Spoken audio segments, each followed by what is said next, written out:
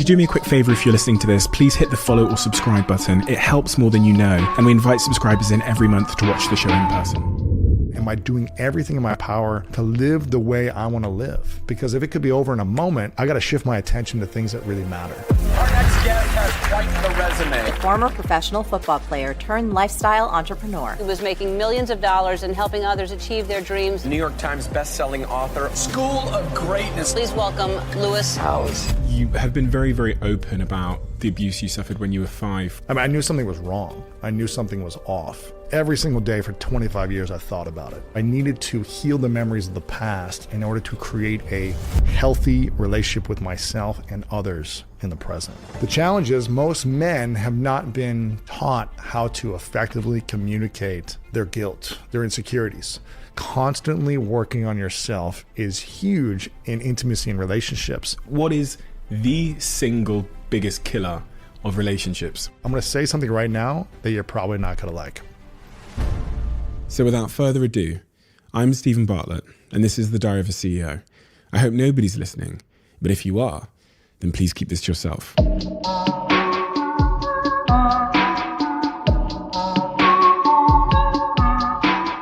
Lewis, I have to start with a point of gratitude, which is thank you so much for doing this. You are, and I don't say this lightly, but you are one of the real inspirations for me in this whole podcasting content space, because you're like the GOAT in my eyes. You're the guy that did it first in our space and did it best at the same time. But not just that, when I got to meet you maybe a month ago in Dubai, I was pretty much in awe of a bunch of things that I noticed about you that really set you apart. One of them was this real unbelievable self-awareness, which I talked to my team about before you got here. I said, he's one of the most self-aware guys that I've ever met because he's done and doing the work. And the second thing is, there's actually probably three things that come to mind. The second thing is your genuine curiosity about humans on a very deep level, because we were having a conversation at 2 a.m. in a bar, and if there was a moment of silence, it would be interjected by you with like tell me 3 things that your biggest failings in life, or 3 things. And I just thought, this is a guy that doesn't want to mess around at surface level with small talk and things that don't matter. And then the third point, which kind of links to those two in some way, is your unbelievable ability to speak and deliver a concept or an idea with wisdom and a personal anecdote attached in a way that's captivating to the point that people don't tune out when you're talking. And I'm not blowing smoke up your ass, but I genuinely was like, I need to learn this. Specifically that delivery of ideas. And having seen you on Jay's and Tom Bilyeu's podcast, I saw it then again. And it's a culmination of all that self-awareness and practice. But there was something else which you showed me when we were in Dubai having that conversation at 2 a.m. in the morning, which is where I wanted to start our conversation today, which was the screensaver of your phone. That really stayed with me. Yeah. Can you tell me what the screensaver of your phone is? This is, I don't know if you guys, for those watching on YouTube, I don't know if you guys can see this, but this is a photo of myself when I was probably about 5 years old.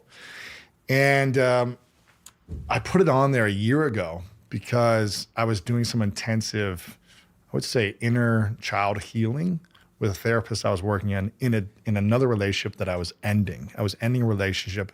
And I realized that in relationships in the past, I was repeating a pattern of people pleasing, of saying yes to things that I didn't want to say yes to, of changing and shifting who I authentically was in order to try to please or make someone else happy.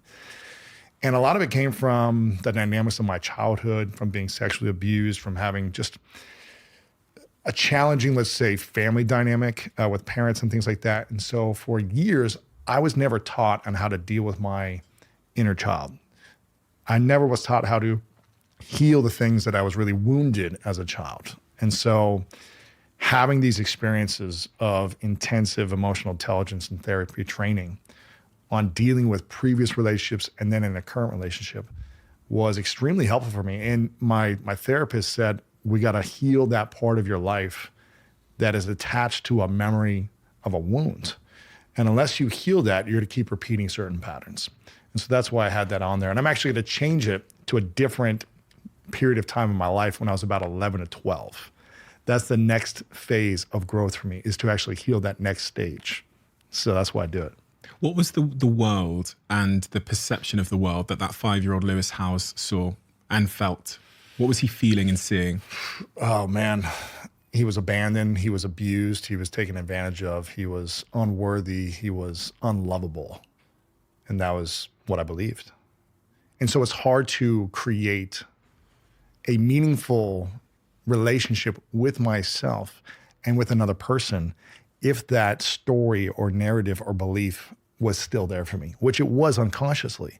So I needed to heal the memories of the past in order to create a healthy relationship with myself and others in the present.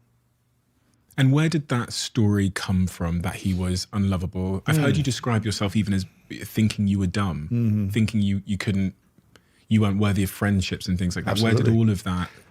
I mean, it was all from real life experiences and results that I was experiencing. So just getting picked on as a kid, feeling neglected from parents and family members, feeling, again, sexual abuse that I dealt with, and struggling throughout school my entire childhood until it took me 7 years to finish college. I was in the bottom of my class in school, elementary, middle, and high school. And so the narrative was there were real world results that were showing me that I was unlovable or being taken advantage of or abused or these things. And so that stayed with me. And this is why I built a persona, or really a mask. I tried to mask it and defend myself by becoming a great athlete, by getting bigger, faster, and stronger so that I could defend myself against the feeling of being taken advantage of or abused. But that didn't leave me feeling fulfilled. It left me feeling angry and resentful. When you were, you have been very, very open about the abuse you suffered when you were 5 from a babysitter's son, I believe. Yeah. Did you understand at the time that it was abuse? No, I had no idea. I mean, I knew something was wrong. I knew something was off, but I didn't know. I mean, as a 5-year-old, I don't think anyone really knows how to emotionally handle that or emotionally regulate or understand what's really happening at that time. But it was something that I lived with for every single day for 25 years. I thought about it. I thought about the instant, whether it be consciously or unconsciously, it was coming up. It might be a second or it might be minutes long of a memory, but it came up pretty much every day for 25 years until I went through a transformational workshop experience that got me to finally face it. And it wasn't until I faced it and started to integrate the healing of that moment that I felt like I was a prisoner for so long until it set me free of actually talking about my shame, expressing it, communicating it with my friends, my family. And then eventually I did a podcast about it, which took me about 6 months to publish because I recorded it. And I waited 6 months because I said, if people knew this about me, no one would love me. My business is over. I'm going to have no friends if people actually knew how shameful this thing was for me. And I think that was the biggest fear. But what I realized, this was back in 2013, maybe the end of 2013, early 2014. And I literally thought my life was over. I was like, no one is going to love me. But I also thought to myself, I can no longer be a prisoner inside with this information. I need to let it out. And if I can help one man heal from what they've been through, then it's worth it. I'm happy to lose everything if I can help one man. And it was one of the most profound experiences and really spiritually freeing experiences of my life, was opening up, talking about it. And the aftermath was so powerful. For weeks, I was getting essays from men opening up saying, I'm married, I've got 3 kids, I'm 55, my wife and kids don't know, and I've been holding this with me for this long. It happened to me when I was 11. Men opening up about all the different experiences of sexual abuse or trauma that they face with. The challenge is most men have not been taught how to effectively communicate their shame, their guilt, their insecurities. There's not many guys that grow up. I don't think you had guy friends when you were 12, 15, 18, 23 saying, you know what, can we just have a coffee and talk about how shameful I feel about my past right now? Or I don't really feel that good today. Let's talk about it. Or my body image is kind of off. Like, we don't do that generally as men. We're not taught how to do that in society. But when you ask women, how often do you meet with a girlfriend on a weekly basis to talk about your shame, your insecurities, the challenges you're dealing with in your relationships, struggles at work, whatever it might be. Women typically say they meet with their girlfriends every week, if not every single day. They'll have a conversation with a girlfriend, a sister, a mom about a challenge or just what's on their mind. But we just haven't been taught that. So I really wanted to change the narrative and be a model. There was no one that looked like me growing up that talked about these things. There was no athlete that I admired that was like on TV saying, I've been sexually abused, or I went through childhood trauma, or I didn't love myself, or I struggled with insecurities growing up. I didn't see that growing up as a kid. So my goal was to be a model of saying, I'm willing to lose everything if I can help men heal, because I truly believe a lot of the pain caused in the world is caused by men who have massive wounds, who are reactive because they don't know how to handle or regulate their emotions. And so they react in certain scenarios, whether it be domestic violence, domestic abuse, war, just reactions on social media causing more stress, screaming in a workplace, whatever it might be.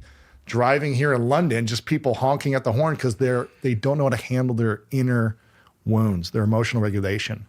And I feel like if all humans, but men specifically, can continue to learn these tools, it'll be powerful. But we weren't taught this in school. There was nothing in school that was like, okay, emotional regulation 101 class. There was none of this. It was just suck it up, be a man, toughen up. We don't talk about these things. So, and I think the world has been shifting over the last 4 or 5 years as well, where it's more acceptable for men to talk about it with, social media in a good sense, allowing men to be more vulnerable and kind of lifting these conversations up about mental health. So I'm seeing that shift, but I just didn't see that or have a model when I was growing up. In terms of models when you were growing up, could you tell me a little bit about the dynamics of your parents as well? Because I've heard you describe that early life, and the quote that I read from you was that they were miserable times and the tension in the house impacted you and your siblings. Yeah, I mean, I grew up, it's challenging because my father just passed away a month and a half ago.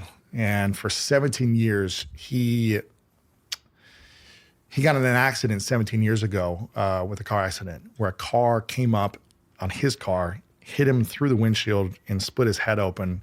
He was in a coma for a few months, had severe brain trauma, stayed alive miraculously, but just had a challenging 17 years where he never fully recovered. So it was an interesting dynamic with my dad the last 17 years.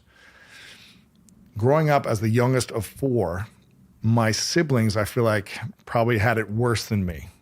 They had to deal with, 20-year-old parents. My parents were 20 when they had my brother, and then 24 when they had my sister, and then 28 when they had my other sister, then they had me at 31.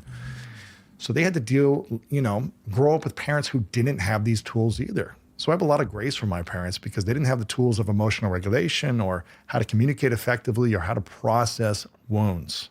And I think if you don't know how to process wounds, it's going to be hard to just interact without being defensive or reactive or, all these different things, passive aggressive. So I grew up for the first 13 years of my life in fear. I knew my parents loved me, but there was this energy that felt fearful, and I was afraid of my father. Why? He was pretty angry. He was an angry guy, and he was super loving, but then he would explode at times because he didn't know how to process emotions. And he had wounds. And so that was the challenging thing. It was confusing. And they weren't loving towards each other, so I didn't feel safe. My brother went away to prison when I was 8 years old for 4.5 years. So every weekend we would travel 2 hours to go to a prison visiting room and see my brother for a few hours. So I was exposed to things that I probably shouldn't have been exposed to at 8 years old until 12, which expanded my mind and my worldview and my perception of people, but also was just challenging to have a sibling in jail for that long and dealing with the dynamics of that. Yeah, it was a challenging time. But at 13, I begged my parents to send me away. I went to a private boarding school at 13 for middle school and high school, and I couldn't get away fast enough. They didn't send me away because I was a bad kid. I begged them to send me away because I didn't feel safe at home. I really want to dig into that. What was it, your dad's anger and his anger directed, I guess, at you or your siblings or your All of us, yeah. All of us? But it wasn't all the time. You know, so again, he was a loving guy. He would tuck me into bed at night. He would play catch with me in the backyard. But then there'd be an explosion. And we just didn't know when it would be. And so the beautiful part about my dad is he had a massive transformation when I turned 13. He started to dive into the emotional intelligence training, workshops, and seeking wisdom on how to process his emotions. And he had incredible, healing transformation. So from 13 to 21, I had this incredible relationship with my dad. He would fly out to all my games. He would be so loving and supportive. He wasn't angry. He wasn't reactive. He had this transformation. So it's almost like I had two lives with my dad. The first 13 years, I loved him, but I was also afraid of him. 13 to 21, he was like my best friend. And so when he got in his accident when I was around 21, it was devastating because now I didn't have a mentor that now was showing up in a different way, was loving, was vulnerable. I saw him cry a lot more. I saw him just be sensitive. So when he got in his accident, I didn't have that anymore. He wasn't able to have that relationship with me because of the brain accident. And this was a time when I felt like I needed it the most, right? I went to go play arena football. I went to go chase a dream. I got injured at the end of the first season, had a surgery with my wrist. And at that time was end of 2007, 2008. The economy was crashing in USA. People weren't hiring those who had master's degrees. I barely graduated with a general degree. I'm living on my sister's couch for a year and a half. I've got no money. I've got no mentorship from my father. And so in a sense, it was almost like, this is the weird thing when I reflect back on it, because I don't think I would be the man I am today without his accident. Although I wish he didn't have the accident. I don't think I'd be in service. I don't think I would care about people as much. I don't think I'd be on a mission to want to change lives and serve millions of people around the world. I don't think I'd be doing an interview show or a podcast. I don't think I'd be writing books or all these things. But something shifted within me because he was physically alive, but emotionally and mentally not there. So I didn't have that access to a relationship. Something shifted in me where I couldn't rely on him for money, for kind of that wisdom. I just had to unleash something new that I didn't think was inside of me. And I don't know if your parents are still around or if your dad is still around. Oh, yeah. Something shifted in me 17 years ago when my dad got in the accident. And then something shifted even more in the last month and a half when he passed. That is hard to explain. I don't know. I haven't really fully processed it. It's still kind of a processing time. And there's a lot of gratitude and memories, but a lot of sadness tied to it. But I just don't think I'd be the man I am without his accident, because it made me unleash something inside of me that was untapped. When I met you in Dubai, every topic you talked on as if you'd processed it and done work on it and you had a perspective on it. And then when you spoke about your dad, it was like the end of what we call a cul-de-sac, getting to the end of a street where there's nowhere else to go. It was like you hadn't, the conversation ended there and you would look down at the floor. Yeah. And I'm so sorry to hear of your loss, by the way, but I could see that it was still something that there was two kind of suspicions I had. One was that you were still processing it, of course. Yeah. But the second was that there was a profound lesson somewhere there because of the pause you took and the way that you looked at the floor. But on every other topic, you were like illuminated is the best way to describe it. Sure. You see what I mean? So yeah, I think one of the things that it taught me 17 years ago was that my dad also felt larger than life. I don't know if your father feels that way as well. Yeah. But he felt larger than life. He was extremely intelligent and smart. He was very charismatic. He was resourceful, talented. He was a big lover. He loved people, and he gave his heart in a big way after this transformation. And he cared deeply about relationships. Like, I witnessed things he did that brought smiles to people's faces all the time, which is probably a lot of things that I've translated in my own life. But one of the things it taught me was that if this can happen to a guy who feels larger than life in a moment, when he was on vacation with his then, partner at the time, not my mother, they got divorced, but they were on vacation, having a great time. If this can happen in a moment, at any time, then it brought so much urgency to my life to make sure I pursue the things that really are meaningful to me. And for years, there were things that I had to do that I wasn't like loving. I had to work really hard to get to that place. When I was broke and had no money on my sister's couch, it wasn't like this all just unfolded perfectly. It was years of effort, work, late nights, all that stuff. But it made me just say, what is my mission? What is my intention for this season of my life? And am I doing everything in my power to live the way I want to live? Because if it could be over in a moment, I got to shift my attention to things that really matter. And so that was a big, powerful shift for me. And when he passed last month, it made it even clearer. You know, there's so many opportunities for someone like yourself and myself at this stage of our life and our careers. And a lot of opportunities can seem incredible. Here's a big money-making opportunity. Here's a cool project I can do with someone. Here's these things that are coming my way.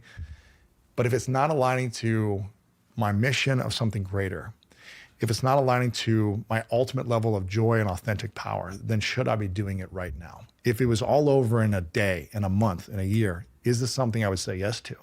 And so it's just bringing me closer to that awareness that how it could all be over in a moment. And it brings the energy back to like my relationship with my girlfriend. I'm like, if it was over tomorrow, am I doing and saying what I need to say today? And that's been a powerful thing for me. There's a real, I mean, I always reflect on this, that Bronnie Ware, who was the palliative nurse who interviewed people in their last days, and the retrospective clarity people must have in their last days about what they did and didn't do right is so empowering. But as you say there, one of the things that terrifies me is my dad is ill. He's like not in good health, and he's outlived his siblings. And his life, if you look at it in any kind of comparative measure, was way more stressful than them. And his brother died of a heart attack, and his brother died younger than he is now. So this thing is haunting me almost in the back room. And the haunting thing is like, what should I be doing now? My relationship with my dad isn't particularly strong. You know what I mean? How often do you see him a year? 3-4 times. Okay. Yeah. This, my friend Jesse Itzler made this example one time to me and to like the audience. And he said, and his father just passed away actually a couple weeks ago. And he said, my parents are old. They're in their 80s or something like that. And, you know, maybe they have 5 or 10 more years, but it's really 5 or 10 more times with them if you only see them once or twice a year. It's not 5 or 10 years. If you see them 2-3 times a year, maybe you have 3 times if it's a year. Maybe you have 10 times if it's 4 years that you experienced a moment in person with your dad. Yeah. Hopefully he lives 10, 20 years, but 2-3 times a year is really 20 times left with your dad. And when we put it in, I just got chills thinking about that, because when we put it in perspective like that, are we giving as much as we could to the relationship? Are we opening up and healing certain things that maybe aren't healed yet? Are we having the conversations that are unspoken?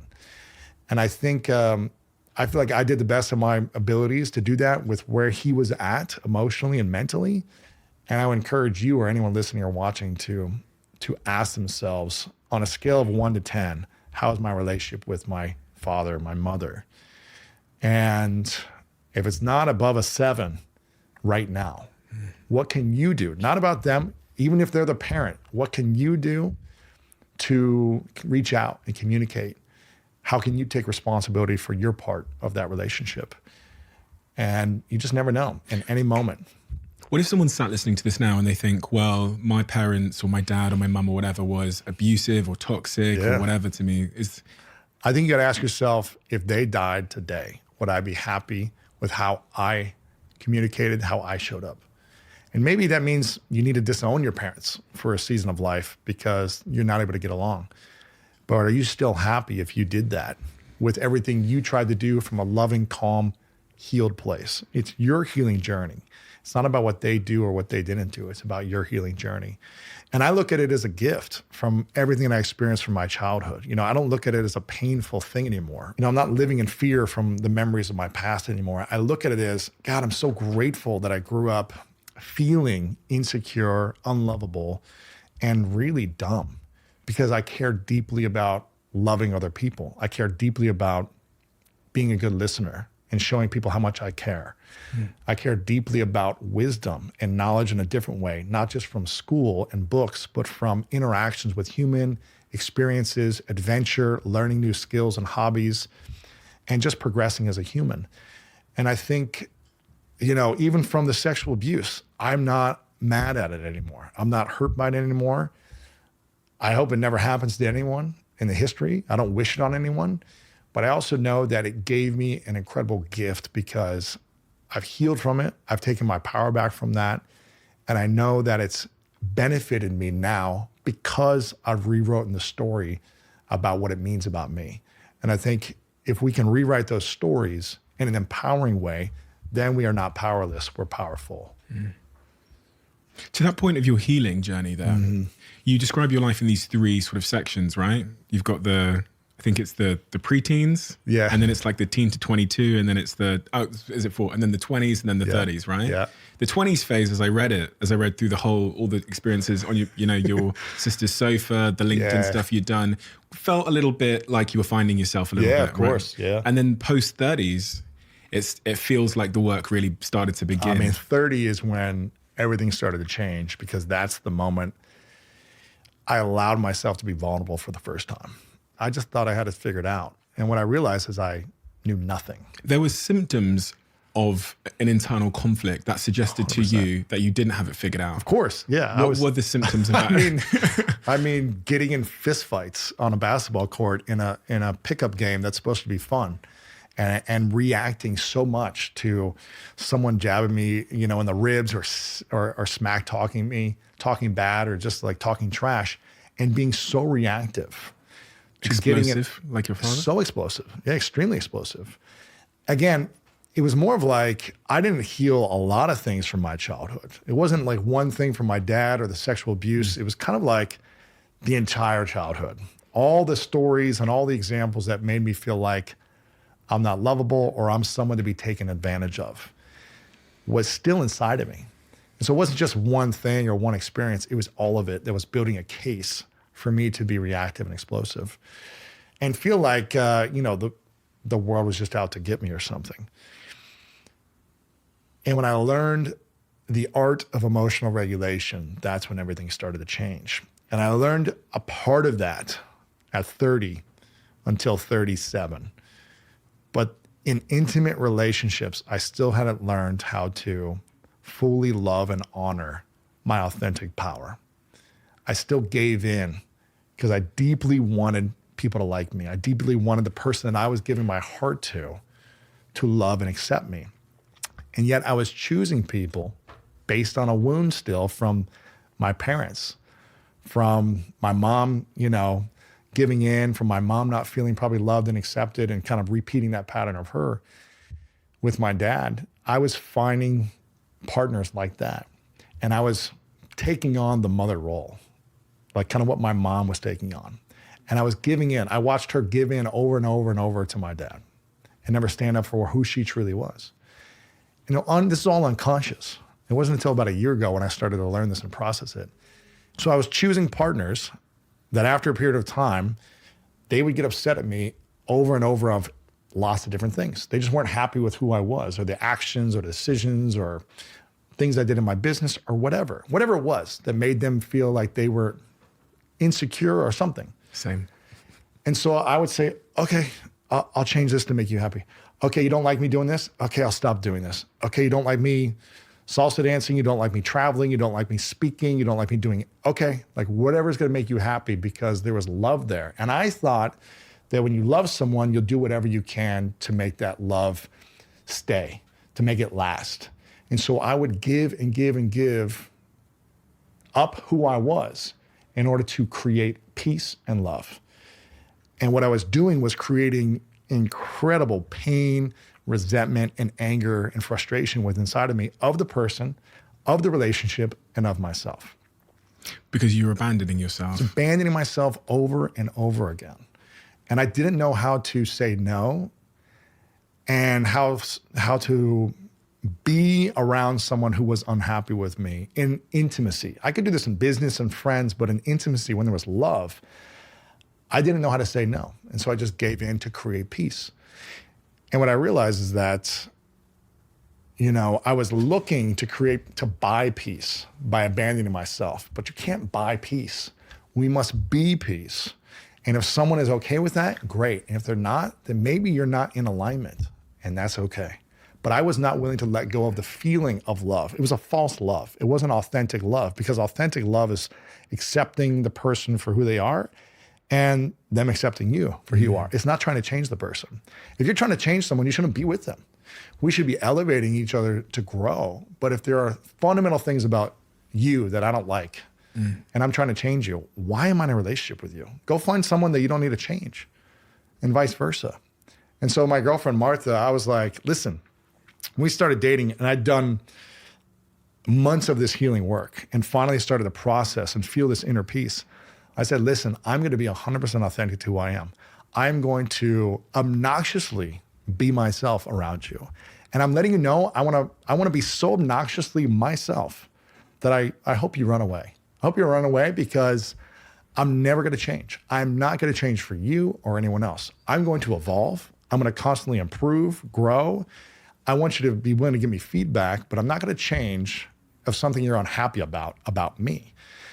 Here are my values. Here's my vision. Here's my lifestyle. This is what I'm going to be doing. I'm not going to change this stuff. Just letting you know.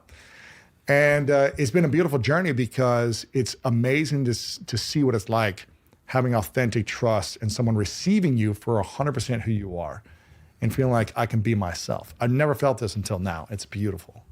It's such a important conversation, because it's crazy, man. You described the reasons why in your trauma that made you a people pleaser. And do you know what's really interesting is when you told me that you were a people pleaser, I couldn't believe that. I'm like, what, you big tough athlete, man? People pleaser? Yeah. You know what I mean? But it goes to show that that trauma in us is kind of agnostic to our mask or our, absolutely, certain. And when you told me that, because we had a little bit of this conversation, just a hint of it in when we met in Dubai, I realized that I'd been a people pleaser. Really? But I never thought I was. In all of my relationships, I think the significant reason why they failed is exactly what you've described. I've gone in trying to compromise everything. Really? Oh my God. For love. My just to keep God. the peace, keep the love. Just to keep them and try and keep them happy with me. And in the short term, that day, fine. You go any kind of mid to long term time horizon, and it's resentment, it's exhausting, anger, exhaustion, arguments. It's a weight. A weight. So exhaustion, man. I take full responsibility for every relationship I've chosen and been in and stayed in, because I could have gotten out of any relationship at any moment. But I was afraid, and I lacked the self-confidence to step away, because I was afraid of losing love. But it's not real love if it's inauthentic. If you're having to change who you are to make someone happy, I just don't feel like that's real love. I'm all for making adjustments and alignment with certain things, but it shouldn't be changing your core essence of who you are to make someone happy. That's not real love. You said something to me which really puzzled me, because I've never heard it before, which was when I said, I started talking to you about what things I should be compromising in my relationships, and you went, no compromise. I mean, for me, I don't believe in compromising who I am. Yeah. If you're like, listen, this week I want to go to this place for a restaurant, and next week you can choose. That's, I guess, a compromise of like activities. Yeah. But not compromising your core values and your authentic power. If we are compromising our authentic selves, we're essentially saying, screw you to our creator. You've created us for who we are. And no, I don't want to be this way for one human being because it doesn't make them feel good, or it makes them unhappy, or they're afraid or scared. As opposed to, who can I be if I'm 100% myself in life? And I'm not saying like, if you've got flaws, adjust those, improve those. Like, I'm all willing to improve and adjust all my flaws. But if it's something that's at my core, is my personality, I'm not changing for anyone. Why? I want to be changing for one person? That just doesn't seem like a good, I don't know, situation. And I've done it for too long. And with Martha, your current partner, you had a conversation very early on about your unwillingness to compromise your core values. Yes. And my priorities. And your priorities. Yes. So tell me exactly what you mean by your priorities and how that was received. Man, I told her probably like 3 months in, I knew in the first night I met her, I wanted to be single. I was like, just got done this healing journey, get out of a relationship. I was like, I really want to be single for like a year and just be single. And I met her before that time. And I remember thinking, oh crap, there's something unique and special here on a different level, more than just sexual attraction. There's a spiritual connection. There's something deeper that I can see a vision of something incredible that I couldn't do on my own, right? And I was like, well, let me just string this along as far as I can before I get committed, right? Let me just give it some space, not jump into this thing too fast. Like, let's just take it slow. And after about 3 months, I said to her, I go, listen, I'm gonna tell you something that I don't think you're gonna like. And I said this many times to her. I go, I'm gonna say something right now that you're probably not gonna like. And I don't think any woman wants to hear this from a man. I'm just letting you know. And she's thinking I'm about to drop a bomb or something. And I'm like, you may not want to continue dating me after you hear this. She's like, what is it? She's freaking out. I go, you will never be my number one priority. Never. And I had an explanation. I said, listen, my number one priority needs to be my health. Because without my health, I can't fully show up for my number two priority, which is my mission or my calling from God. Oh God, you wasn't even number two, Lewis. And I said, you're not number one and you're not number two. You're number three. And no woman wants to hear I'm the third priority in some man's life. They need to make me number one. They need to be thinking about me all the time. I'm number one priority. Otherwise, I'm out of here. And it's not that she's not a number one top priority, but health needs to come first at all times. That doesn't mean all day I'm doing my health. It's just I need to make sure every day I'm taking care of it. This is a top priority. If this is number 2, number 3, number 10, I'm not going to be good for you in our relationship. I'm not going to have energy. I'm going to be more moody. So I need to make this a priority first for the second priority, which is my mission, my calling from God, the universe, the world, whatever you want to call it, whatever's speaking through me into the existence. Because if that is not a high priority for me, then I'm going to be unhappy because I'm going to feel like there's something calling me in the world and I'm not doing it because I'm giving more time and attention to one person. But if I'm healthy and working on myself, if I am putting energy and time into my mission, then you're going to have the most incredible relationship of your life because I'm going to be of service to you in such a high, beautiful, authentic way that you're going to be feeling like you're the number one priority. But you just have to be in awareness that this is where I'm coming from. And it doesn't mean I'm not going to be spending all my time with you and I'm free and we're not going to have an amazing life. But you got to be aware this is my priorities. And the crazy thing is, right when I finished, she said, that's the most amazing thing I've ever heard because that's exactly what I've been looking for. I've been dating guys with no purpose. None of them had a purpose. They made me their purpose. And I was like, no, what's the thing you want to do in the world? What's the calling you have? And none of them had a calling. They had stuff, activities, they had hobbies, but it wasn't like a main calling in the world. And she was like, you're the perfect match for me because you have a mission to serve the world. And I'm cool with that. Were you trying to scare her off based on a was. previous relationship? I was trying to scare her off by saying, I'm never going to change who I am. Based on a previous relationship? Based on 5 previous relationships. Right. It was based on every relationship before where I abandoned myself to try to make one person happy and create peace in an environment because there was never peace. And it's my responsibility. It was my decisions by choosing these relationships, by staying and by not leaving sooner. And so it's never, because I just wanted to fix the relationship. I was like, okay, how can we make this better? What mask have I got to wear? Exactly. Yeah. And so, man, it's liberating and freeing. And the only way this works is because this sounds bad. I'm going to say something that probably sounds bad. I think my girlfriend would be okay with me saying this, but the only way this works is I'm willing to walk away at any moment. I don't want to walk away. I want to be with this woman. She's incredible. She's a gift in my life. But if it's not in alignment with her values, her vision, her lifestyle, my values, my vision, my lifestyle, and we don't fully accept who we are, then we shouldn't be together. And I want the best for her, and I want the best for me. So as sad as I would be, I'm willing to walk away at any moment if it compromises giving up who I am. And it brings me peace because I'm not attached. I'm committed. I'm holding it loosely. You know, I'm got my hands wrapped around the relationship, but I'm not suffocating the relationship. I'm not squeezing it to death. I'm like, okay, you can. You want it, you don't need it. Yeah, I want it. I'm committed. I'm all in. But I'm not going to change who I am to force it. I had a few words to say about one of my sponsors on this podcast. My girlfriend came upstairs yesterday when I was having a shower, and she said to me that she tried the Huel protein shake, which lives on my fridge over there. And she said, it's amazing. Low calories, you get your 20 odd grams of protein, you get your 26 vitamins and minerals, and it's nutritionally complete. In the protein space, there's lots of things, but it's hard to find something that is nice, especially when consumed just with water, and that is nutritionally complete, and that has about 100 calories in total, while also giving you your 20 grams of protein.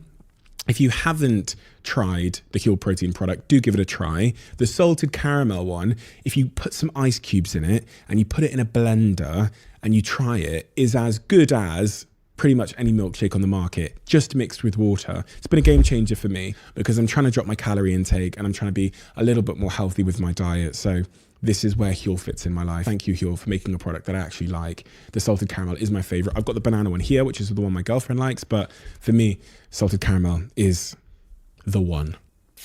When you talk about priorities, I was trying to, in my head, think of a use of words that might be more received better. And it's funny because I was thinking about this table. I was thinking this table we're on now has two levels, right? The first foundation of this table you could call health, right? Without that, nothing else can sit on the table. The second foundation could be mission.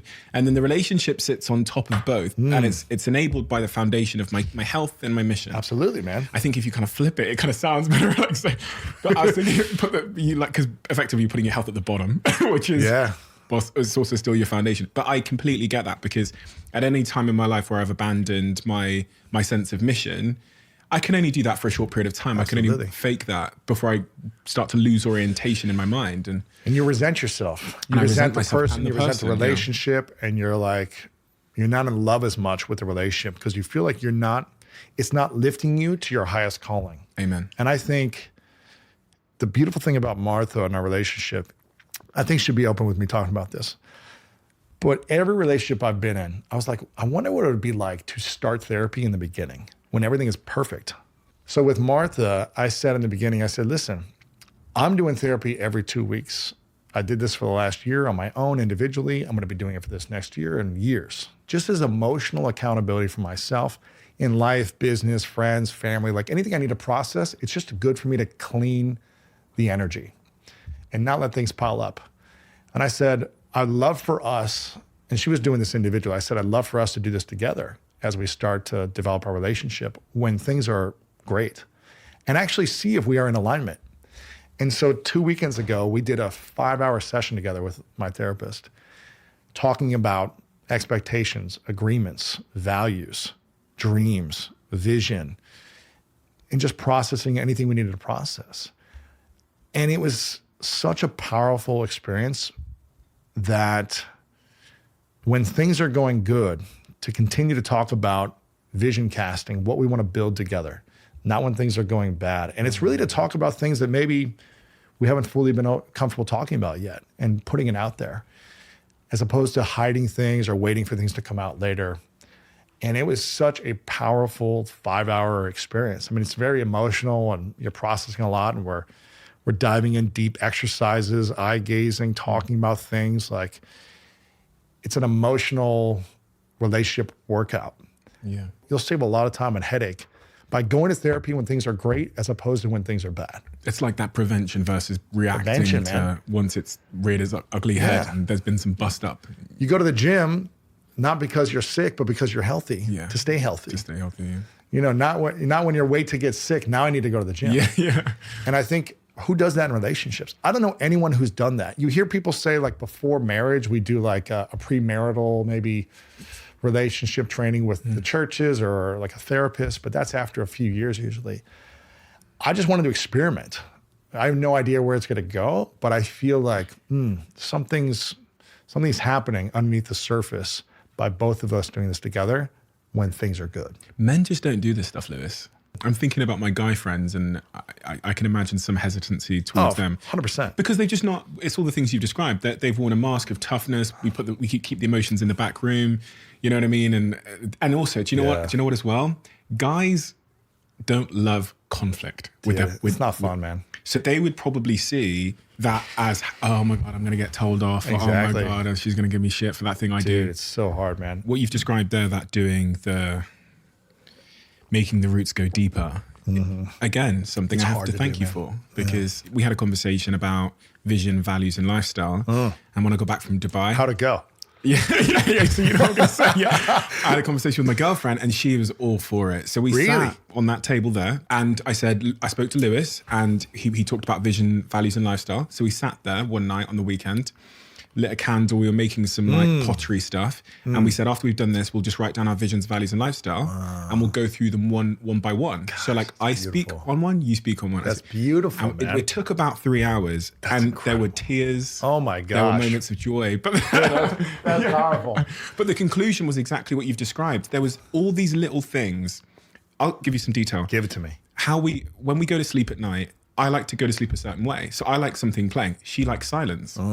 But you hadn't talked about it probably. I hadn't talked about it. Wow. And it was one of the things just about like our sleep routine. We're obviously going to have to sleep in bed for many, many years.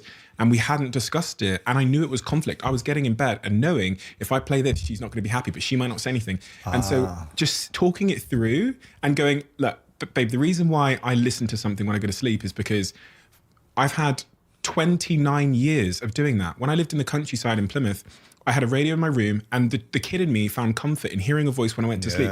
You've had 29 years of doing it another way. We've got to ask ourselves, is it really a problem? And that was the discussion. Like, is it a problem? If I put an AirPod in, because I'm not going to compromise, Right. and if you wouldn't even hear it, is it really a problem?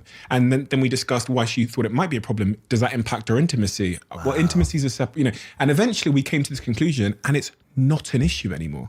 And it was an issue in our relationship for about a year. It was that niggling little, you could feel the contempt and resentment slowly building. And you guys were it's long gone. distance too, right? We were long distance, yeah. So it wasn't like, You weren't sleeping with that. it wasn't every No. day for months. No. So you were like a couple weeks at a time Yeah, within yeah. space. Yeah. But when you're going to be more together consistently, Yeah. it could be a problem. Yeah, that's one of a list of about 30 things that we addressed and worked through. And more than anything, coming out the end of that exercise, which is something I've never done with any partner I've ever had. I've never even had the conversation. You just We crack don't think on. about these no, things. you don't. I didn't learn this until like 2 years ago, man. Yeah, you just get on with life, right? You just try to keep having fun experiences. and avoid Conflict. The conflict. I've had so many uncomfortable conversations with Martha that it's like a muscle. You got to practice it. And every time an uncomfortable conversation comes up, I have to breathe. I'm like, oh man. You feel tense and anxious. Yeah, I don't want to do it. I don't like it. I don't think anyone likes it.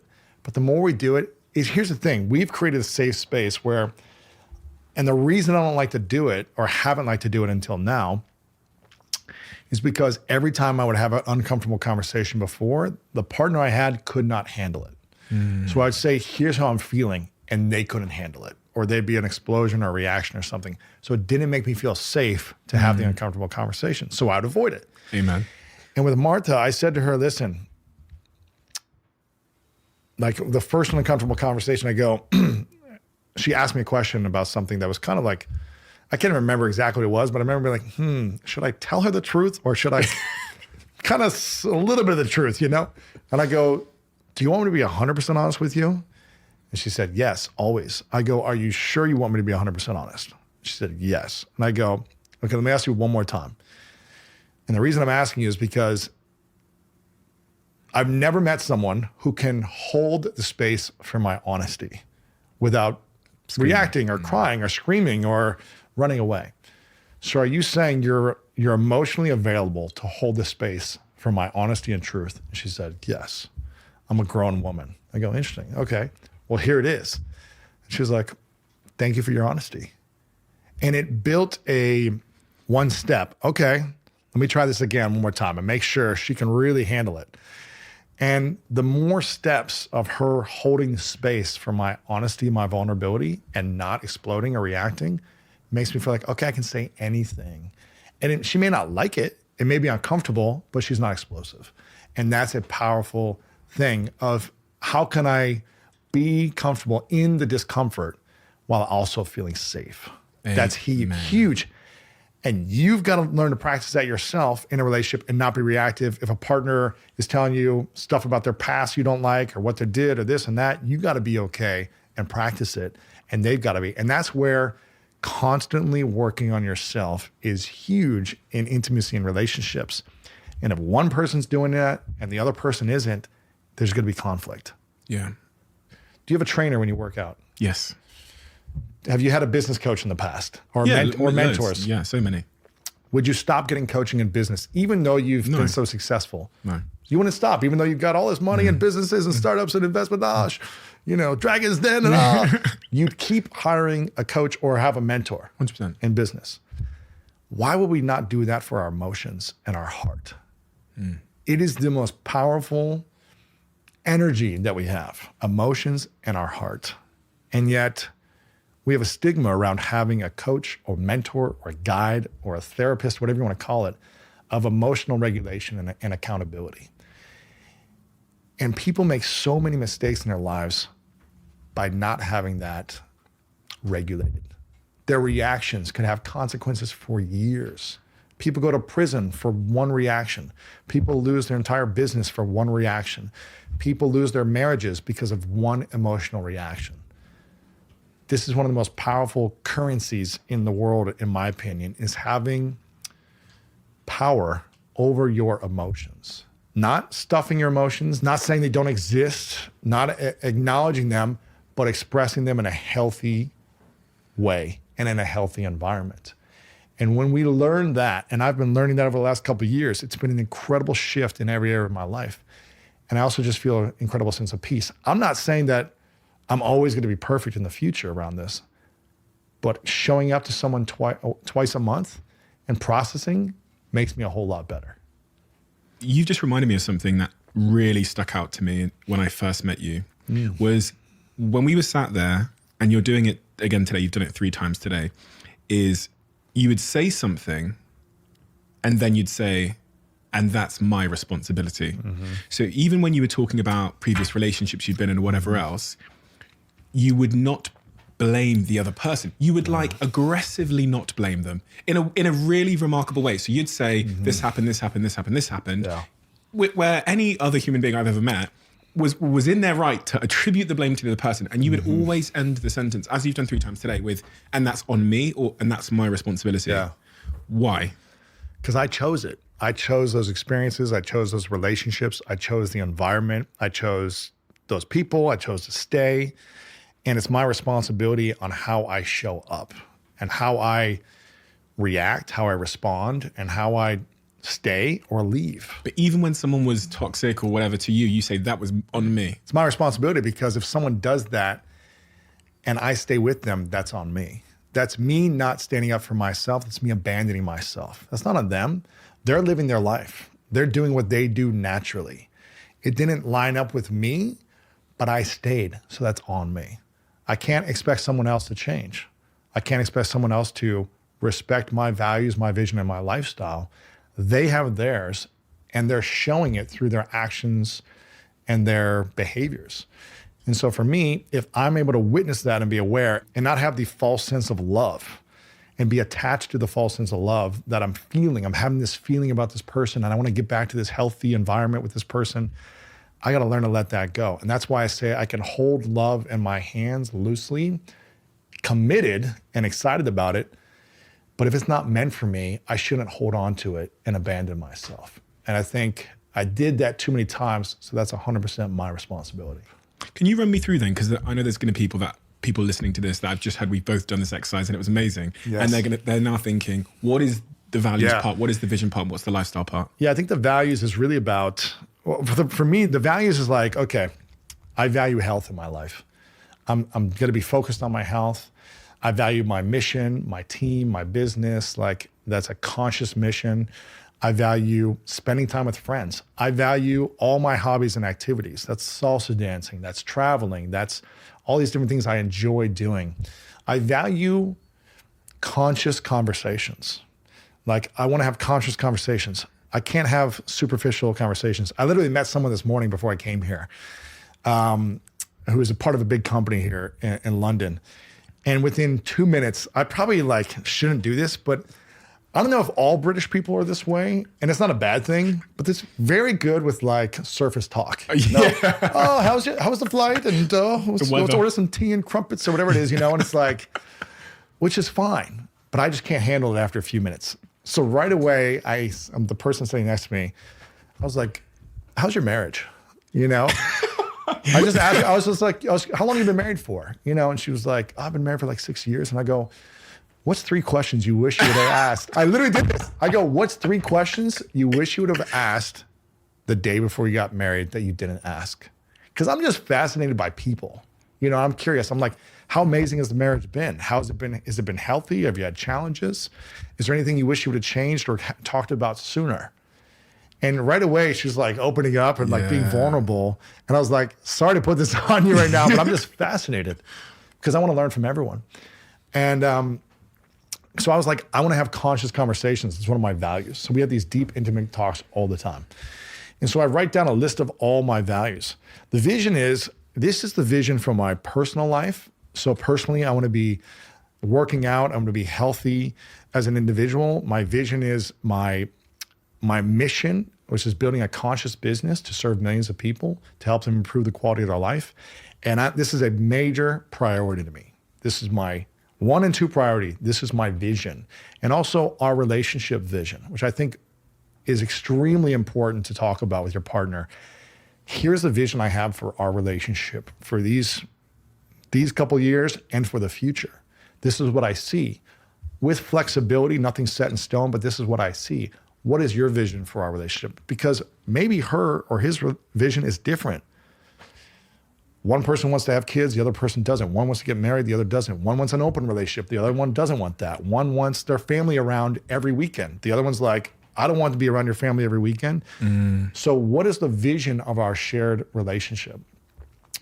And then lifestyle. I love, traveling. Do you like to travel?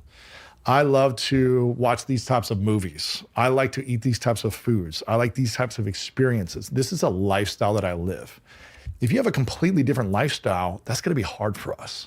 If you like to do none of those things, if you like to stay at home every day where I want to go out and network with people and travel, that's just going to be we're going to be butting heads a lot. And there might be, maybe it works, but it might cause some friction and distance in the future. So are we in alignment of values, vision, and lifestyle? It doesn't have to be 100% perfect, but is there alignment in each category? And I think the more alignment you have, the more potential for a better, healthier relationship. And on things like work, this is obviously a big one for ambitious people. When they're running a business, they're career driven, they're vision or mission driven, and they have a partner. I want to know from a work perspective, what kind of conversation you've had with Martha and vice versa, because I know you're a guy that travels a lot, does a lot of speaking, is very, in pursuit of yourself and your potential. So how do you then balance like being a boyfriend, being present, going on dates and stuff? What's the conversation? When I first met her, I said, one of my values is alone time. Like that's one of my values as well, is having alone time, having enough space in our home so that I can go in a room and do what I want to do and watch sports or chill, and you can do what you want to do. And I feel like we have space. Doesn't mean I don't want to be around her all the time, but I also value my space and alone time, and so does she. So it's having those conversations. And with business, I said, listen, if you can come on any trip, like you're more than welcome to come. I'd love for you to come. But she's doing her own thing. She's traveling as well, back and forth from Atlanta. So, and she'll be filming 2 movies later this year and gone for 2 months at a time. So I'll need to travel at those times and she'll travel with me. And that's the season of our life right now. And you're anticipating another season at some point, I imagine. At some point, yeah. I mean, it may evolve, it may change into family and all these other things. So it's like when that season happens, there may be less travel for her. How do you feel about that? About what? About the next season of family? Because there's a smirk on your face, which is... Well, this is something that I say to her. I go, listen, I'm really intentional about building a deep, strong foundation. Let's keep building the strong foundation and everything else will follow. If I feel a sense of peace, I feel a sense of safety in this relationship, just like you, then all these other things are going to happen naturally. And they'll probably happen fast naturally once we both have a deeper foundation and just experience life more. So Have you historically had a commitment challenge? 100%, man. 100%. Well, actually, Does it make I haven't you had a scared? commitment challenge because I've always been committed. I've been in very long-term committed relationships. Interesting. But I've had a commitment challenge in seeing around family and kids because I never trusted the person I was with fully. So I couldn't see myself having kids with them. And I kept waiting to see something to shift to where I felt like, and this was kind of where my head would go. This is maybe weird, but I would say, if something ever happened to me, could I trust this person would take care of my kids? And I just never felt that because I never felt like I could trust them with me. Like, again, I take full responsibility and accountability because I chose people that didn't accept me fully, that weren't happy with who I was. And so that's on me. And I never felt like I could go to the next level with any of them because I was like, something's off inside. And I feel like I'm changing who I am to make them happy and they're still not happy. So I can't have kids with them. I can't see myself living like this for, 20 years with someone. So.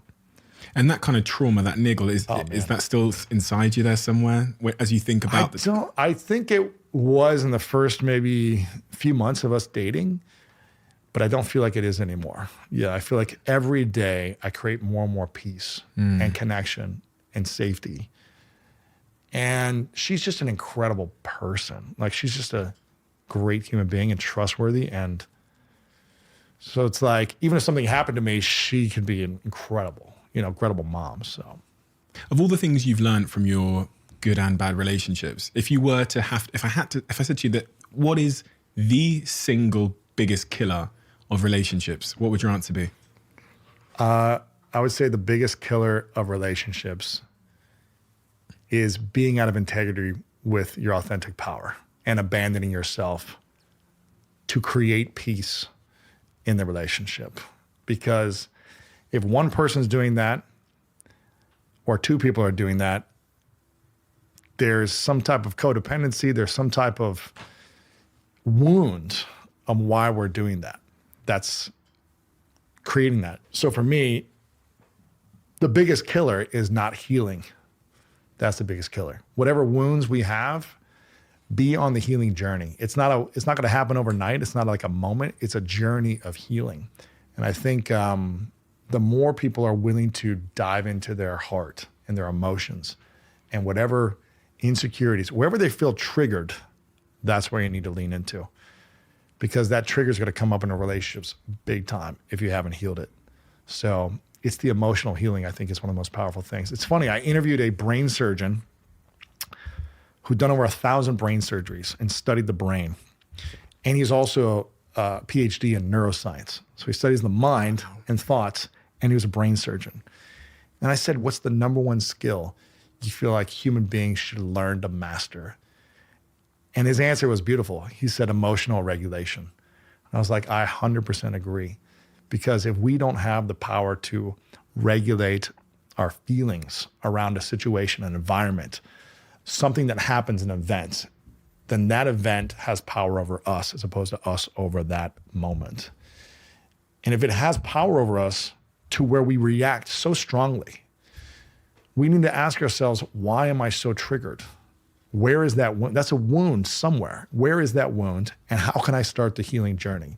I'm not saying that things are going to happen in life and you're never going to feel something, but just not react and be overwhelmed emotionally to where it takes you away from love and takes you away from your mission. But if something is so strong that it causes you to lose sleep for 3 days or causes you to react in a negative way, it's pulling you away from your heart, from love, and from your meaningful mission. And I think we just got to get back to, okay, why is this stressing me out? How can I process this and integrate healing in a healthy way so that when life happens, it doesn't pull me off my mission? And that's something I've experienced for the first time in the last 3 months, is really like, life has happened in a big way for me. It's sidetracked me a little bit, but it's not pulling me off. Like I'm needing to face it and deal with things and process, but it's not like defeating me to where I feel like I'm exhausted. And that's because I'm holding myself emotionally accountable and doing the work. If someone's listening to this and they don't have a therapist, they don't have the resources or whatever to have therapy, how else can they go about developing the self-awareness required for that emotional regulation journey? There's definitely things you can do on your own. I would read a book called How to Do the Work by Nicole LePera, which gives you a lot of exercises and practices and things like that on how to do the work yourself. So you can get the book for $25 and start there. And start your own ritual and healing process, whether it be journaling, whether it be, other different types of meditations, things like that. She has different rituals in there you can do. But I would recommend, I don't think there's anything more powerful than sitting in front of a human and talking to someone about how you feel and what you're going through. So whether that's a priest or a parent or a teacher or, a friend that you trust, someone you feel like who has a little bit more wisdom than you, I would start there until you can afford the therapy. And in terms of emotional journeys, you cite that you're still on one. Absolutely. What are the things that you're now talking to your therapist about that you're trying to solve in yourself? I had this photo for the last year. I'll just show the camera, the photo of my 5-year-old self. And in the last session I did with her, it was all about healing the inner child, right? It was all about healing the inner child and doing the work. I mean, I did some weird stuff, like putting myself in spiritual and mental environments where I'm talking to my 5-year-old self and looking at my 5-year-old self, hugging my 5-year-old self, integrating my 5-year-old self with my adult self and kind of reparenting that psychological child. Some weird stuff, but for whatever reason, it's worked for me. Because now I can look at a situation and say, okay, do I feel triggered? Oh, where's that coming from? Is it from that hurt child? If so, all I need to do is have a conversation with that part of my mind and say, I'm an adult now, and the adult is here, and I got your back. I can take care of this. I know how to process and soothe things in a healthy way. I don't need to lean onto an addiction or a reaction or whatever it may be to process. I know how to handle this. I know how to breathe. I know how to take a walk. I know how to have a conversation and process. You're safe. You're okay. It's all going to be okay. Whereas before, I didn't have that ability to communicate with a wounded part of myself. And so now she said, we've healed the 5-year-old version of you that was sexually abused because I don't get triggered by it. I don't get reactive to it. I'm not defensive and guarded anymore. And I'm also shifting the way I don't please people in relationships anymore. So I've done a lot of things to do the work about intimacy and relationships and just in life. She's like, now, and I go, okay, am I done? Because this is a lot of work. It's like, it's a lot. You're diving into your emotions. You're tapping into uncomfortable stuff. You're like crying. It's all these things. She's like, this is a journey. Do you want to go to the next level in your life or are you satisfied? I'm like, okay, you got to keep going, There's always something else.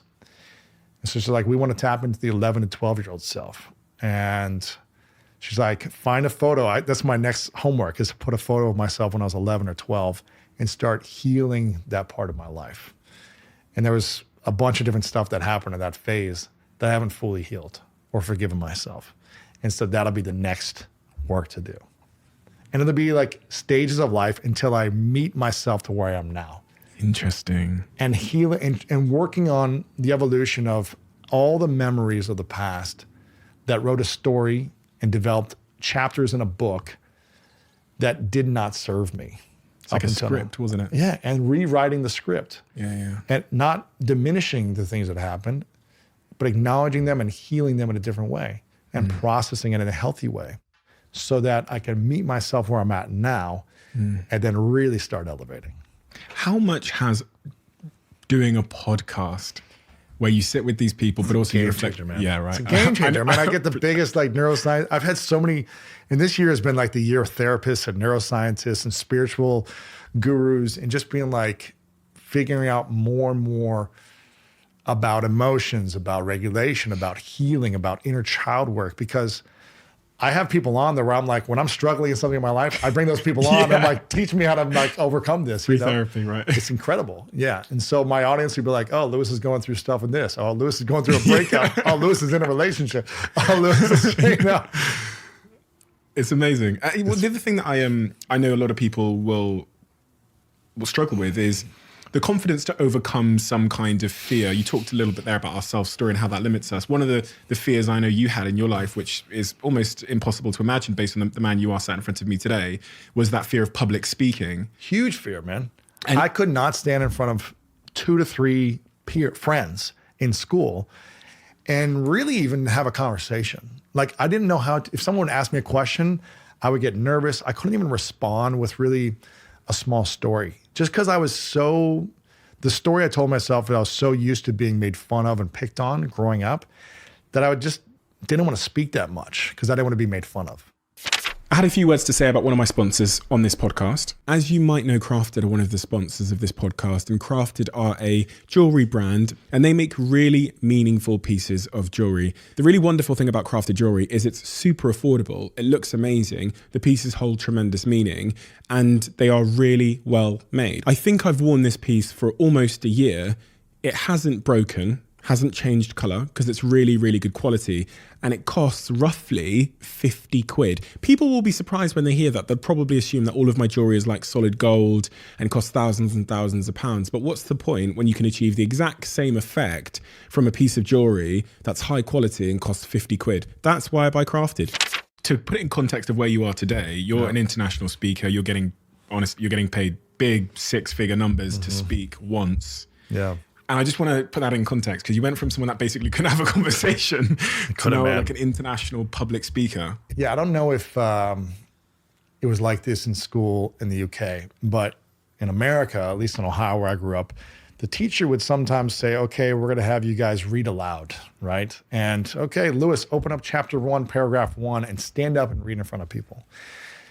And it got to the point where it was so terrifying because I would get up and I was not able to read until really about 10th grade. No joke. When I went into 8th grade, that private boarding school, they tested me reading and comprehension and everything. And I had a 2nd grade reading level.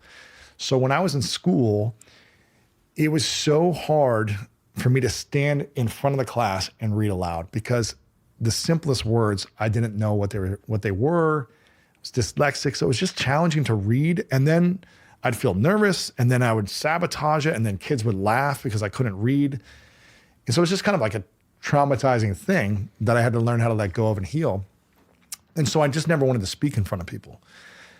And I remember, this is funny, I was also terrified to dance.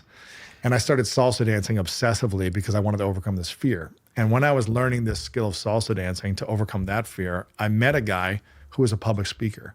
And he got paid to speak around the country. And I said, how do you do this? And he said, meet me tomorrow at this coffee shop and I'll answer any question you have. Because we're literally like in the middle of the dance floor and I'm asking this. So I meet him at this coffee shop in Columbus, Ohio. And he was like, if you want to overcome the fear of public speaking, you need to practice it every week. And I recommend joining this thing called Toastmasters, where you can practice in a safe environment where they're not going to laugh at you. And he said, go every week for a year and come back to me when you're done. And that's what I did. I went to a Toastmasters club every week for a year. And I remember it was terrifying for the first few months. But the more I did it and just messed up, I just kept messing up. But I found someone to mentor me there. I practiced it consistently every single week. My next speech, I would put myself in uncomfortable conversations to just be made fun of or just feel like I'm so stupid around these people. But every week I'd show up, I would get a little bit more confidence, till the last week of the year. I remember I had no notes, no props, no nothing. And I was extremely poised and confident and got like this standing ovation at the end of the year because they saw my journey. The first speech, I had everything written out word for word. Word for word. I looked down behind a podium and read word for word. I didn't look up once on my first speech. To the point where I was like, okay, I'm writing a speech and then looking up a couple times while reading it. To then it was like just note cards. To then it was bullet points. To then it was a slide. To then it was nothing. But it was mind-blowing because it took a year to kind of get a baseline of confidence. And it took every week showing up. But I'm telling you, if I could do something like this, it's possible. But you got to be willing to be so uncomfortable to overcome these fears sometimes. There's two things I was reflecting on as you were speaking then. The first is how that, repetitions rewrites this new kind of subjective evidence about who we are and what we're capable of, which results in mastery. But it starts with repetition, which creates new evidence, and then you've got the mastery point. But also just that wasn't just a lesson about public speaking, it's a general lesson about what happens when in life we arrive at the crossroads of fear.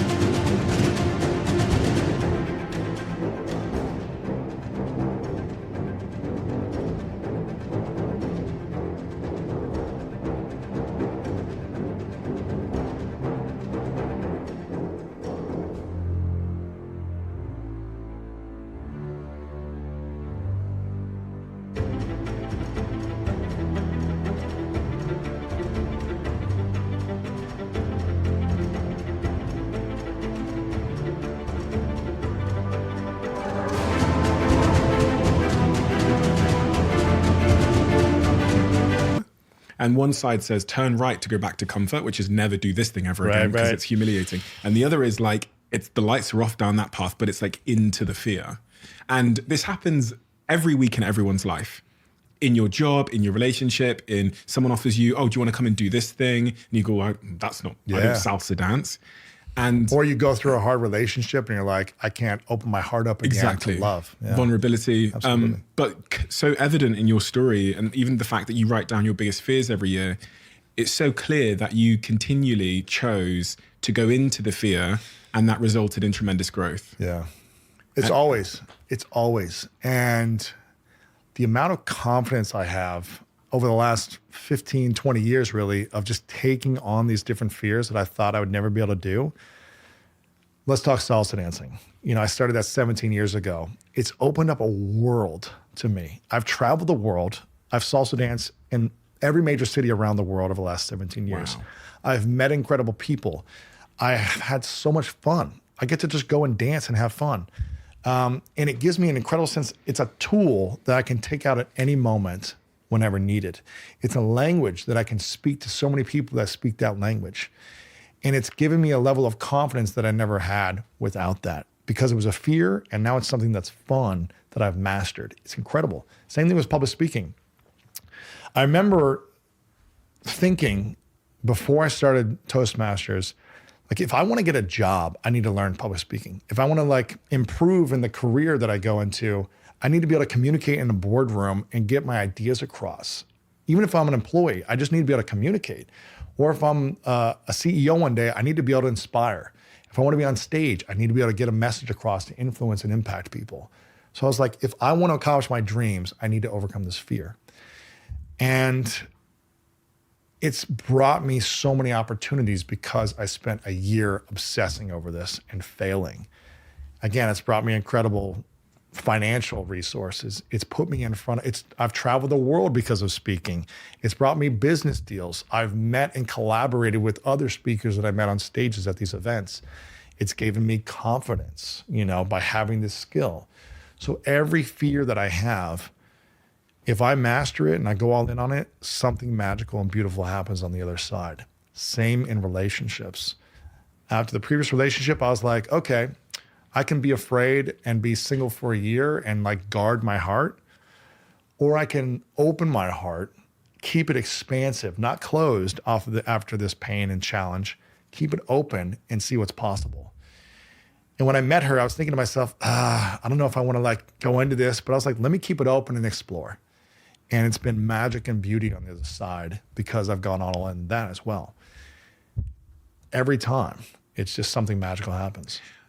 When I think about that crossroads analogy, where you arrive at the crossroads of fear and it says, turn right if you want to go back into certainty and comfort, or turn left, it's dark in there. Yeah. And it go into the fear and address it and work through it. I think the reason why people turn right into certainty, into comfort, or really go back, right, is because they've miscalculated what the actual risk is. Mm-hmm. So in the case of, say, being vulnerable in your relationships, it seems like the low risk path is to like keep the mask on, just please them and whatever. Yeah. However, when you zoom out, that is the existential risk of the relationship is faking and being inauthentic to yourself. Yeah. That was actually the risk. But people like, they don't know what the risk is. And generally in life, it's people, when they say to me, oh, you're so courageous for dropping out of university and starting this business. I've reflected on that over the years. And because I've really struggled with this concept of people thinking I was courageous. In my mind, the risk was staying in university, going into the corporate rat race and not pursuing myself and then having a midlife crisis when I'd abandoned myself. That was the risk. Yeah. The easy cowardice thing to do was leaving university and pursuing myself. And I think the reframing of it is really probably the most potent way of getting people to understand that, in fact, the dark left side of that fear crossroads is actually the least risky path to take if you zoom out. Absolutely. And if you see perspective. what's on the other side. Yeah. What's possible for you, what's available on the other side. Yeah, exactly. Or even if you see what certainty and comfort will deliver you.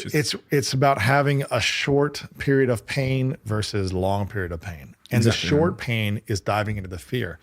Maybe the pain is a week, a month, or a year in order to overcome that fear until you overcome it and transcend it. Or having this numbing low-level pain for the rest of your life by not choosing that. Which one do you want? You know, for me, I just can't live that way. And it's not just one, right? So if you fake it in work and then your relationships, then your friendships, then you're going to have and your health and all these, yes. You're going to have 10 exactly. Which is going to what happens then? Depression, crippling anxiety, exactly, panic attacks, all that stuff. Impulsive behavior, all these, addictions, everything, man. As you look off into your future, then, Lewis, and you're thinking about how Lewis Howes shapes his future, what he's pursuing, how he finds his meaning and happiness on an ongoing basis. What is the answer? Everything is based on mission. The mechanism is kind of irrelevant. How I do it is irrelevant. The mission is to serve 100 million lives weekly to help them improve the quality of their life. That's the mission. That's your mission. That's the mission. That's been the mission for about 8 years. It's been consistently that. Why 100 million? People ask me that. I think when I came up with that number, it's because I'd already impacted millions at the time. And whenever I ask people like, what's your dream? And they say they want to change the world. It just doesn't seem real. Like, okay, what does that mean? And then some people say, I want to change billions of lives. Okay.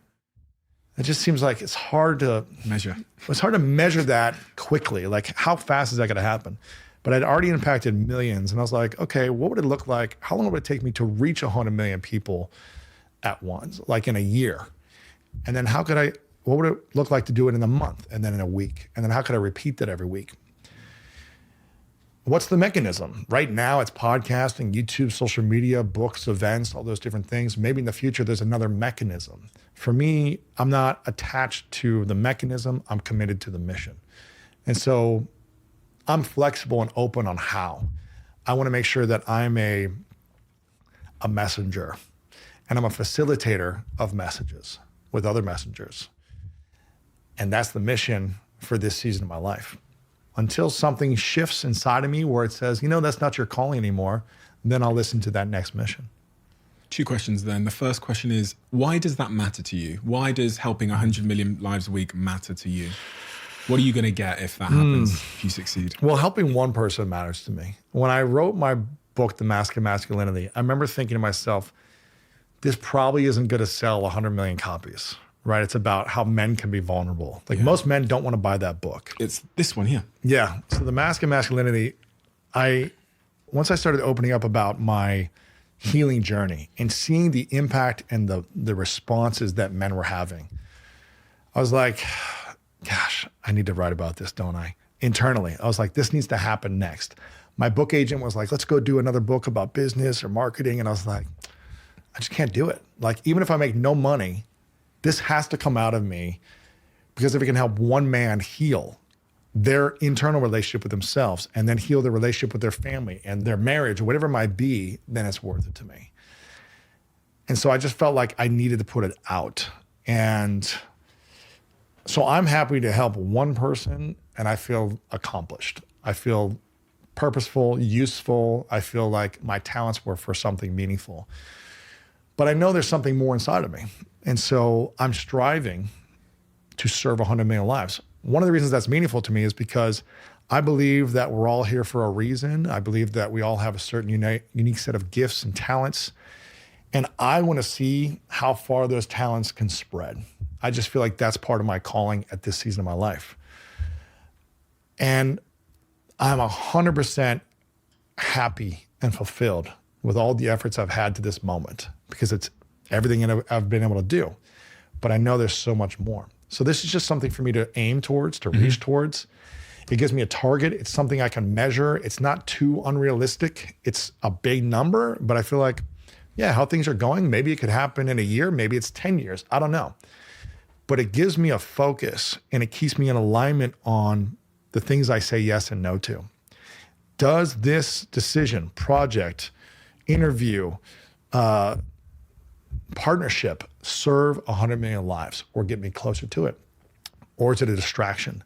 So it helps me get clear on saying yes or no to things as well. And what happens today if you get an email when you leave here and it says, Lewis, good news, we're now reaching 100 million lives a week? I say, great, we gotta repeat this over and over again for a while until I feel like, okay, what's the next goal? I mean, if we get 100 million lives weekly, then I'll be like, awesome. I'm doing this podcast for 9 years now. It's like, I've been doing this for a long time. Last year, we got over 100 million views just on our YouTube channel alone. So we're in the hundreds of millions a year and I don't calculate it as like a like or like a 1 second view. I'm like, what's a 20 minutes of an interaction? We had over 100 million just on YouTube of 24-minute watch time. So for me, that's a deep encounter of someone introspective, learning, diving in, overcoming something and trying something new. That's meaningful to me. And so if we can do that weekly for a while, then I'll take an assessment and say, okay, where am I at in my life this season? Am I striving for more? Am I maintaining? Am I shifting? I'll reassess it then. Would it be a really happy day? I'm happy today. I'm really happy today. Because Gary Vaynerchuk said to me, he said, my goal is to buy the New York Jets. And in the same breath, he said, it will be the worst day of my life. Right, because then there's no more chase. It's no more thing to work towards. And here's the thing, I'm happy today because I have inner peace. And I think there's no goal that I've accomplished in the past that has brought me inner peace when I accomplished it. I felt depressed and anxious with a lot of goals from the past. Now I feel happy with just showing up and giving my best day to day. As lame as that sounds, the healing work has allowed me, it doesn't mean I'm like satisfied. I still am driven and I'm hungry for more. But I'm just in such a beautiful place in my relationship with myself and my relationship with Martha and my relationship with friends and family, my team. I just feel like, man, if this was it, I'm in a peaceful place, and that's beautiful. Amazing. And I truly feel it. I truly feel it in everything you say. Yeah, and it doesn't mean I'm perfect, and it doesn't mean I have it all figured out, and it doesn't mean I'm not going to make mistakes in the future. It just means that's the path I'm on. We have a closing tradition on this podcast, which is the previous guest writes a question for the next guest into the diary. What is the most frequent piece of advice people ask you for, and what is the answer? I mean, what do people ask me for? What is the most frequent piece of advice people ask you? Like the question they ask me for, like a piece of advice. Yeah. What's the most frequent piece of advice? I mean, it's like, what would you do if you were starting all over again? If you were 21 or you started your podcast again, or, you were getting started again in your business, what would you have done differently is what I get asked. And then what's the answer? I mean, the answer is,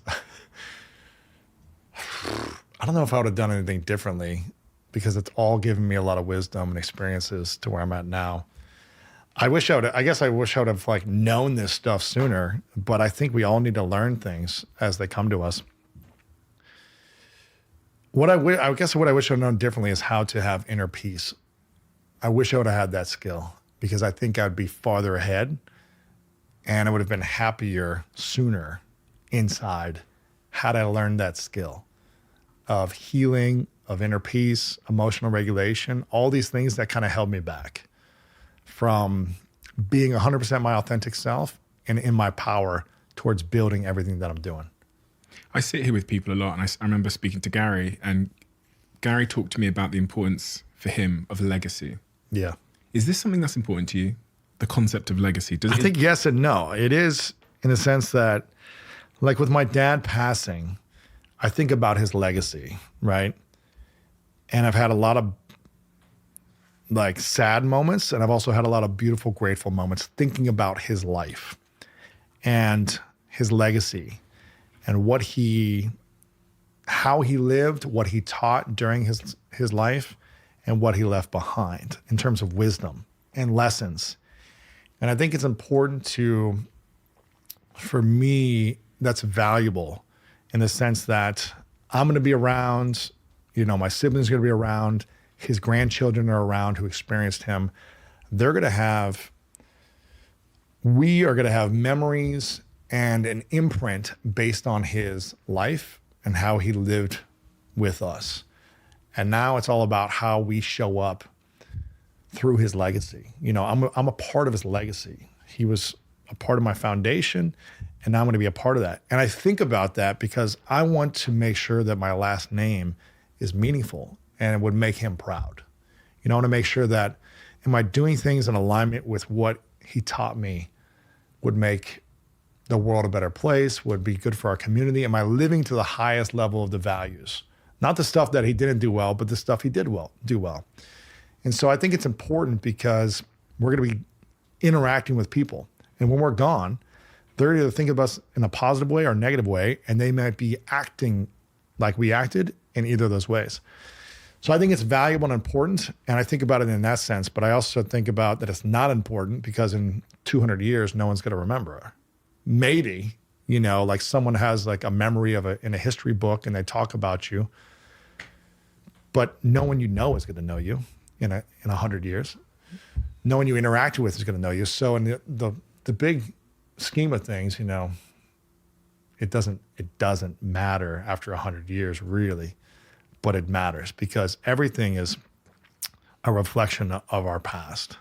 It's like dominoes, isn't it? Yeah, my grandparents influenced my parents, their traumas and their beauty influenced them, which influenced me.